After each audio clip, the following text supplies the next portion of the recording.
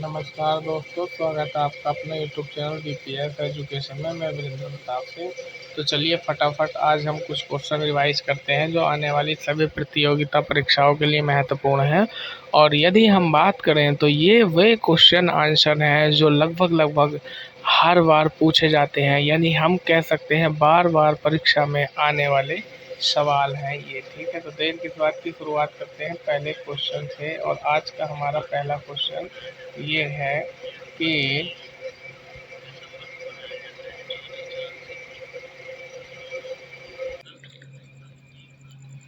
ये है खट्टे फलों में कौन सा एसिड होता है। तो खट्टे फलों में साइट्रिक एसिड होता है। भारत में प्रधानमंत्री के ओहदे को क्या माना जाता है, कार्यकारी प्रमुख माना जाता है। ताजमहल, बीबी का मकबरा, एतमाउद्दौला किस चीज के स्मारक हैं। तो ये मृत व्यक्तियों के हैं। आगे हम बात करते हैं सम्राट अशोक किसका उत्तराधिकारी था। बिंदुसार का बेटा था सम्राट अशोक। और भारतीय संविधान को पहली बार कब संशोधित किया गया था। 1950 में।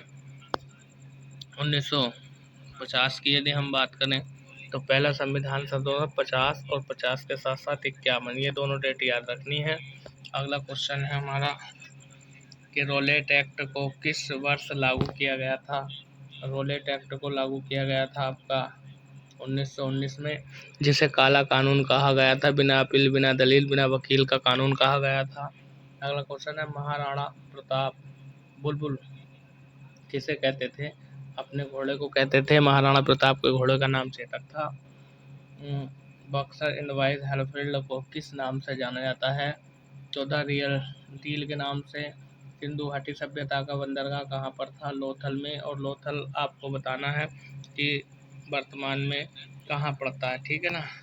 अगले क्वेश्चन की हम बात करते हैं। अगला क्वेश्चन है हमारा कि जैन धर्म में महावीर को क्या माना जाता था। तो वास्तविक संस्थापक महावीर को माना जाता था जैन धर्म का। ठीक है, अगले क्वेश्चन की तरफ बढ़ते हैं। अगला क्वेश्चन है हमारा कि मगध के उत्थान के लिए निम्न में से कौन सा शासक उत्तरदायी था। तो बिंबिसार। भारत में प्रोफेशनल टी20 क्रिकेट लीग को क्या कहते हैं। आईपीएल कहते हैं। भारत के राष्ट्रपति कौन है। रामनाथ कोविंद। लेकिन वर्तमान की अगर हम बात करें कि 2024 में राष्ट्रपति कौन है, तो ये महिला हैं जिनका नाम है द्रौपदी मुर्मू। ठीक है ना, द्रौपदी मुर्मू 2024 में भारत की राष्ट्रपति हैं। अगला क्वेश्चन है हमारा सचिन तेंदुलकर को हाल ही में किस खिताब से नवाजा गया था। तो पद्म भूषण से नवाजा गया था सचिन तेंदुलकर को। अगला क्वेश्चन है कि आपका इसरो के हेडक्वार्टर कहाँ पर है, यानी जो भारत की इसरो एजेंसी है इसका हेडक्वार्टर बेंगलुरु में है। बेंगलुरु पड़ता कर्नाटक राज्य में। संसद में कौन से 2 हाउसेज हैं। तो भैया संसद में 2 हाउसेज हैं, एक को बोलते हैं लोकसभा और एक को बोलते हैं राज्यसभा। और तीसरा संसद का अंग होता है राष्ट्रपति। संसद की यदि हम बात करें तो भारतीय संविधान का अनुच्छेद 79 यानी 79 है। ठीक है, अगला क्वेश्चन भारत का सबसे छोटा राज्य कौन सा है। तो क्षेत्रफल की दृष्टि से भारत का सबसे छोटा राज्य गोवा है। रामायण किसने लिखी। वाल्मीकि ने। भारत में ब्लू सिटी के नाम से किस शहर को जाना जाता है। जोधपुर को। ठीक है, और पिंक सिटी जयपुर को कहा जाता है। आपको बताना है गुलाबी शहर किसे कहा जाता है। अगला क्वेश्चन है भारत में कौन सी नोट सिस्टम फॉलो की जाती है। तो मिनिमम रिजर्व सिस्टम फॉलो की जाती है। अगला क्वेश्चन है भारतीय संविधान में कितनी भाषाएं हैं। तो भारतीय संविधान में 22 भाषाएं हैं। ठीक है, भारतीय संविधान में अगर हम बात करें अगले क्वेश्चन की कि भारत में किस राज्य की आबादी सबसे ज़्यादा है। तो भारत में किस राज्य की आबादी सबसे ज़्यादा है। तो इसका आंसर गलत दे रखा है यहाँ पर। अरुणाचल प्रदेश नहीं होगा, यूपी यानी उत्तर प्रदेश की जनसंख्या सबसे ज़्यादा है भारत के अंदर। आगे हम बात करते हैं अगला क्वेश्चन कि मिल्खा सिंह को क्या कहा जाता है। तो मिल्खा सिंह को फ्लाइंग सिख कहा जाता है या फ्लाई मैन ऑफ इंडिया कहा जाता है। भारत का सबसे बड़ा राज्य कौन सा है, यानी क्षेत्रफल की दृष्टि से भारत का सबसे बड़ा राज्य राजस्थान है। अगले क्वेश्चन की बात करते हैं हम, भारत में कितने राज्य और कितने यूनियन टेरिटरी हैं। तो देखिए ये आंकड़ा इसमें पुराना दिया है क्योंकि पिछली परीक्षाओं में आया हुआ है। हम बात करते हैं 2024 की, यानी वर्तमान में भारत में 28 राज्य हैं और 8 यूटी हैं, ठीक है ना। 28 राज्य और 8 केंद्र शासित प्रदेश हैं। अगला क्वेश्चन है, भारत के 14वें प्रधानमंत्री कौन हैं। तो भारत के 14वें प्रधानमंत्री नरेंद्र मोदी हैं। और हम वर्तमान की यदि बात करें 2024 की, 2024 में भी प्रधानमंत्री मोदी जी ही हैं। अगला क्वेश्चन है, गुप्त काल में कौन सी गुफाएं निर्मित की गई थी। तो गुप्त काल में अजंता की गुफाएं निर्मित की गई थी। अगला क्वेश्चन है हमारा कि 7 अजूबों में से कौन सा अजूबा आगरा में स्थित है। तो ताजमहल। दुनिया के 7 अजूबे हैं, 7 अजूबों में से एक अजूबा 7वां ताजमहल भारत में है, जबकि वर्तमान में अजूबों की संख्या 8 हो गई है। आपको ये बताना है कमेंट बॉक्स में कि 8वां अजूबा कौन सा है, किसे घोषित किया गया है। अगला क्वेश्चन है, सह्याद्री को और किस नाम से जाना जाता है। यानी कहने का मतलब ये है, जो सह्याद्री पर्वत है उसे किस नाम से जाना जाता है। द वेस्टर्न घाट्स, यानी इसको बोलते हैं हम सह्याद्री पर्वत को पश्चिमी घाट, ठीक है ना, पश्चिमी घाट। अगला क्वेश्चन है, भारत की सबसे पुरानी पर्वत श्रृंखला कौन सी है। तो अरावली है। अगला क्वेश्चन है, ट्विन सिटीज कौन दो शहरों को कहा जाता है। ट्विन सिटीज मतलब जुड़वा शहर। तो आपका जुड़वा शहर हैदराबाद और सिकंदराबाद को कहा जाता है। भारत के राष्ट्रपिता कौन है। महात्मा गांधी हैं। हमारा राष्ट्रीय गान जनगण मन किसने लिखा है। रविंद्रनाथ टैगोर ने लिखा है। अगला क्वेश्चन है, father of the Indian constitution किसे कहा जाता है। मैंने यानी कि संविधान का पिता किसे कहा जाता है। डॉक्टर भीमराव अम्बेडकर को कहा जाता है। भारत का गणतंत्र दिवस कब मनाया जाता है। 26 जनवरी को गणतंत्र दिवस और 15 अगस्त को स्वतंत्रता दिवस मनाया जाता है। आंध्र प्रदेश का लोक नृत्य क्या है। कुचिपुड़ी है। यह आंध्र प्रदेश का शास्त्रीय लोक नृत्य है। वर्तमान में शास्त्रीय नृत्यों की संख्या 8 है। अगला क्वेश्चन है, भारत के गृह मंत्री कौन है। अमित शाह हैं। अगला क्वेश्चन, भारत के वित्त मंत्री कौन है। तो वर्तमान में भारत के वित्त मंत्री निर्मला सीतारमण हैं। और आरबीआई के गवर्नर शक्तिकांत दास। किस भारतीय ने प्रबुद्ध भारत पत्रिका लिखी थी। स्वामी विवेकानंद ने प्रबुद्ध भारत पत्रिका लिखी थी। भारत के शिक्षा मंत्री कौन हैं। तो रमेश पोखरियाल हैं। अगला क्वेश्चन, भारत के रक्षा मंत्री कौन है। राजनाथ सिंह हैं। ये आपको पता ही होगा। महाराष्ट्र के मुख्यमंत्री कौन हैं। तो महाराष्ट्र के मुख्यमंत्री इस समय जो है वो एकनाथ शिंदे हैं। एकनाथ शिंदे, ठीक है, एकनाथ शिंदे महाराष्ट्र के मुख्यमंत्री हैं। और अगला क्वेश्चन यदि हम बात करें तमिलनाडु के शासक कौन है। बनवारी लाल पुरोहित हैं। यानी शासक का मतलब, अगर ये मुख्यमंत्री की बात करें तमिलनाडु के सीएम की, तो ये है एम के स्टालिन। अगला क्वेश्चन है कि दुनिया में 2020 में कौन सी वैश्विक महामारी आई थी। तो दुनिया में 2020 में जो वैश्विक महामारी आई थी उसका नाम था कोरोना वायरस। आपको याद होगा कि घरों से निकलना मुश्किल हो गया था। अगला क्वेश्चन है, फेसबुक के संस्थापक कौन है। Mark Zuckerberg. भारत में पहला फ़ोन कब लॉन्च किया गया था। 1995 में भारत में पहला फ़ोन लॉन्च किया गया था। अगला प्रश्न है, लेवरेज एडू के संस्थापक कौन है। तो अक्षय चतुर्वेदी हैं। उसके बाद चलते हैं अगले प्रश्न पे। अगला प्रश्न हमारा ये है, सीए का फुल फॉर्म क्या है। तो सीए का फुल फॉर्म है आपका चार्टर अकाउंटेंट, ठीक है भैया। बहुत अच्छी जॉब होती है, पैसा भी काफ़ी इसमें मिलता है। भारत में लाइसेंस प्राप्त करने की आयु क्या है। 18 साल।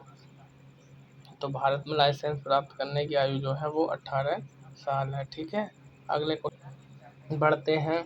अगला क्वेश्चन हमारा इस प्रकार है कि महात्मा गांधी की मृत्यु कब हुई थी। महात्मा गांधी की मृत्यु 30 जनवरी 1948 को हुई थी, इसलिए 30 जनवरी को शहीद दिवस मनाते हैं।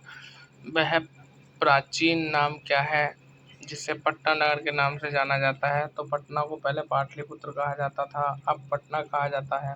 1930 की प्रसिद्ध नमक नमक यात्रा, सत्याग्रह यात्रा कहाँ से शुरू हुई थी? तो दांडी से हुई थी, 24 मार्च को हुई थी, 12 मार्च को हुई थी। 24 किलोमीटर की दूरी थी, ठीक है ना। यदि हम बात करें किसे सीमांत गांधी कहा जाता है? खान अब्दुल गफ्फार खां को सीमांत गांधी कहा जाता है। अगला क्वेश्चन है वंदे मातरम गीत के लेखक कौन है? तो वंदे मातरम जिसने लिखा था उनका नाम था बंकिम चंद्र चटर्जी। कौन सा भारतीय स्वतंत्र भारत का पहला गवर्नर जनरल था? तो श्री राजगोपालाचारी स्वतंत्र भारत के पहले गवर्नर जनरल थे। सर्वप्रथम किसने कहा कि स्वतंत्रता मेरा जन्मसिद्ध अधिकार है? तो बाल गंगाधर तिलक ने कहा था स्वतंत्रता मेरा जन्मसिद्ध अधिकार है। अगला क्वेश्चन, मोहनजोदड़ो को अन्य किस नाम से भी जाना जाता है? तो माउंट एंड डेड यानी मृतकों का टीला किसे कहा जाता है? मोहनजोदड़ो को कहा जाता है। अगला प्रश्न है हमारा कि जो शाहनामा है, ठीक है, शाहनामा किसकी कृति यानी फिरदौसी शाहनामा पुस्तक के लेखक हैं। फतेहपुर सीकरी की स्थापना का श्रेय किसे आता है? अकबर को, ठीक है। गुजरात विजय के उपलक्ष्य में 1571 के आसपास इसको बसाया गया था, ठीक है दोस्तों। अगला क्वेश्चन है हमारा, देखिए हमने बहुत जल्दी अभी जो है 60 क्वेश्चन पूरे कर लिए। 61वां क्वेश्चन है, राज्यसभा को स्थायी सदन कहा जाता है क्योंकि इसे कभी भंग नहीं किया जा सकता, यानी राज्यसभा कभी भंग नहीं होती है जबकि लोकसभा को भंग किया जा सकता है। संविधान में संशोधन नहीं किए जा सकते, उत्तर है जनमत से, ठीक है, जनता के द्वारा संशोधन नहीं किया जा सकता। भारत में कब पहली बार राष्ट्रीय आपातकाल घोषित हुआ था? 1962 में, जब चीन और भारत का युद्ध हुआ था, यानी चीन ने भारत पर अटैक किया था। संविधान सभा ने भारत के संविधान को कब अंगीकृत किया था? तो अंगीकृत की यदि हम बात करें तो संविधान सभा ने भारत के संविधान को अंगीकृत किया था 26 नवंबर को, 26 नवंबर 1949 को, ठीक है, अंगीकृत किया था। अगला क्वेश्चन है हमने विश्व के किस राष्ट्र के संविधान से अपने मूल अधिकारों की संकल्पना ग्रहण की है? तो यूएसए के संविधान से हमने मूल अधिकार लिए हैं। यदि राष्ट्रपति का पद खाली है तो उसे कितनी अवधि के अंदर भरा जाना चाहिए? 6 महीने के अंदर अगर राष्ट्रपति का पद खाली है तो उसे भरना पड़ेगा, यानी चुनाव हो कराए जाएंगे, तब तक उपराष्ट्रपति जो है राष्ट्रपति की शपथ लेकर कार्यभार संभालेगा, क्योंकि राष्ट्रपति का पद सबसे बड़ा है, कभी भी खाली नहीं रह सकता। अगला क्वेश्चन है भारतीय संविधान का कौन सा अनुच्छेद जम्मू कश्मीर राज्य को विशेष दर्जा देता था? तो धारा 370, लेकिन वर्तमान में यह समाप्त कर दिया गया है। धारा 370 और इसके 35A को समाप्त कर दिया गया है। अगला क्वेश्चन है राज्यसभा के सदस्य का कार्यकाल कितना था? 6 वर्ष। कहने का मतलब ये है कि हर 2 साल में, ठीक है ना, सदस्य रिटायर होता रहता है, इसलिए 6 वर्ष, और लोकसभा का कार्यकाल कितना है? 5 वर्ष, ठीक है। अगला क्वेश्चन है हमारा कि फोर्ट स्टेट पद किससे संदर्भित होता है? प्रेस से। भारत के प्रथम उपराष्ट्रपति कौन थे? तो एस राधाकृष्णन भारत के प्रथम उपराष्ट्रपति। अगला क्वेश्चन है हमारा कि रिचर पैमाने को किसने मापा था? रिचर पैमाने को यदि हम बात करें किसके लिए मापा जाता है? तो भूकंप तीव्रता के लिए मापा जाता है। भारत के उत्तरी मैदानों की मृदा सामान्यतः कैसी बनी है? तलछिन द्वारा बनी है। भारत में सफेद क्रांति का जनक यानी श्वेत क्रांति का जनक किसे कहा जाता है? डॉक्टर वर्गीज कुरियन को, जो कि दुग्ध उत्पादन से संबंधित है। रणथंभौर चीता रण स्थल कहाँ पर है? तो राजस्थान में, यानी रणथंभौर अभ्यारण्य है, ये कहाँ पर पड़ता है? राजस्थान में पड़ता है। अगले क्वेश्चन की तरफ चलते हैं। 75वां क्वेश्चन है भारत के किस राज्य में जनसंख्या का घनत्व सबसे अधिक है? तो जनसंख्या घनत्व की यदि हम बात करें तो ये आपका बिहार में है, और सबसे अधिक जनसंख्या उत्तर प्रदेश में है। अगला क्वेश्चन है ब्रह्मपुत्र नदी का उद्गम कहाँ से होता है? तो ब्रह्मपुत्र नदी का उद्गम होता है तिब्बत में कैलाश पर्वत के पास है, और बोखरजू नामक हिमनद से होता है। भारत में कौन सा राज्य सबसे अधिक राज्यों की सीमाओं को स्पर्श करता है? तो ये है आपका उत्तर प्रदेश। उत्तर प्रदेश जो है ना, सबसे अधिक राज्यों की सीमा को, यानी 8 राज्य और एक केंद्र शासित प्रदेश दिल्ली, 9 राज्यों को कुल मिलाकर स्पर्श करता है। और भारत में सबसे लंबा रेलवे जोन कौन सा है? तो उत्तरी रेलवे भारत में सबसे लंबा रेलवे जोन है। अगले क्वेश्चन की तरफ बढ़ते हैं हम। अगला क्वेश्चन है हमारा कि भारत की सबसे ऊंची पर्वत चोटी का नाम क्या है? तो भारत की सबसे ऊंची पर्वत चोटी का नाम है आपका K2, और यदि हम बात करें तो 8,611 मीटर इसकी ऊंचाई है, और ये विश्व की दूसरी सबसे ऊंची चोटी है। विश्व की पहली सबसे ऊंची चोटी है माउंट एवरेस्ट है। भारत किसके उत्पादन में आत्मनिर्भर हो गया है? तो लोहे के उत्पादन में भारत आत्मनिर्भर हो गया है। चलते हैं अगले क्वेश्चन की तरफ, और अगला क्वेश्चन हमारा इस प्रकार है कि पहले तो ये है कि यदि ये सेशन आपको पसंद आ रहा हो, वीडियो आपको पसंद आ रही हो, तो इसको लाइक कीजिए और हमारे चैनल को सब्सक्राइब कीजिए। प्लीज़ प्लीज़ प्लीज़ हमारे चैनल को सब्सक्राइब कीजिए। अगला क्वेश्चन है हमारा कि भारतीय रुपये का पहचान चिन्ह क्या है? प्रतीक रुपये, यानी कहने का मतलब ये है कि भारतीय जो रुपया है वो इस तरह से लिखा जाता है। अगला क्वेश्चन है ग्रेसम नियम से क्या अभिप्राय है? तो ग्रेसम का नियम कहता है निकृष्ट मुद्रा क्षेत्र मुद्रा को संचालन से हटा देती है। कौन सा संघ द्वारा लगाया जाता है? कौन सा कर संघ द्वारा लगाया जाता है और राज्य द्वारा उघा तथा विनियमन किया जाता है? तो यह है आपका स्टाम्प शुल्क। वर्ष 2010 की फोर्ब्स 2000 सूची में भारत की कुल कितनी कंपनियां शामिल थीं? तो 56 कंपनियां शामिल थीं। अगले क्वेश्चन की हम बात करते हैं। तेजड़िया यानी बुल और मंदड़िया यानी बियर वाणिज्य के किस पहलू से संबंधित हैं? तो ये है आपका आंसर हो जाएगा आपका स्टॉक मार्केट। कौन सा कर ऐसा है जिसकी कीमत में वृद्धि नहीं होती है? तो वह आयकर। आयकर की कीमत में वृद्धि नहीं होती है। ठीक है। अगला क्वेश्चन है हमारा कि भारत में आर्थिक उदारीकरण आरंभ कब हुआ था? तो औद्योगिक लाइसेंस नीति के वास्तविक बदलाव के साथ हुआ था। अगला क्वेश्चन है निफ्टी किससे संबंधित है? तो निफ्टी NSE के सूचकांक से संबंधित है। विश्व स्वर्ण परिषद की रिपोर्ट के अनुसार कौन सा देश स्वर्ण का सबसे बड़ा आयातक है? तो भारत। भारत में सबसे ज्यादा सोना आता है। और हार्ड करेंसी का क्या अर्थ है? वह मुद्रा जिसकी आपूर्ति की मांग अपेक्षा से कम हो। ठीक है दोस्तों, आगे चलते हैं। अगला क्वेश्चन हमारा इस प्रकार है कि संयुक्त राष्ट्र शासकीय रूप से 1945 से किस तिथि का अस्तित्व में आया था? तो 24 अक्टूबर को। ठीक है, 24 अक्टूबर को संयुक्त राष्ट्र जो है हमारा अस्तित्व में आया था। अगला क्वेश्चन है संयुक्त राष्ट्र के प्रथम महासचिव कौन थे? तो ट्रिगवेली थे। कौन सा देश संयुक्त राष्ट्र का 193वां राष्ट्र बना है? तो दक्षिणी सूडान। संयुक्त राष्ट्र संघ के वर्तमान महासचिव कौन है? तो यह बॉन बी मनु। अगले क्वेश्चन की तरफ चलते हैं। अगला क्वेश्चन है 2 जुलाई 2009 को अंतर्राष्ट्रीय परमाणु ऊर्जा एजेंसी यानी IAEA के महानिदेशक चुने गए, वो कौन थे? तो उनका नाम यदि हम बात करें तो यह है यूकिया अमानो। अगले प्रश्न की तरफ पढ़ते हैं। अगला प्रश्न हमारा इस प्रकार है कि 5 जुलाई 2011 को अंतर्राष्ट्रीय मुद्रा कोष प्रबंधन निर्देशक का कार्यभार संभाला था। तो ये क्रिस्टियन लगाई ने संभाला था। महिलाओं के लिए समानता को प्रोत्साहित करने के लिए संयुक्त राष्ट्र संघ की नई एजेंसी UN वुमेन, ठीक है, UN वुमेन 1 जनवरी 2011 में अस्तित्व में आई। ठीक है, की पहली प्रमुख बनी थी, यानी इसकी जो पहली प्रमुख बनी थी वो कौन बनी थी? तो वो थी तुम्हारा मिशेल बैचलेट। अगला क्वेश्चन संयुक्त राष्ट्र संघ की सुरक्षा परिषद के सदस्यों की संख्या कुल कितनी है? 15 है। अंतर्राष्ट्रीय न्यायालय में न्यायाधीशों की संख्या कितनी होती है? 15 होती है।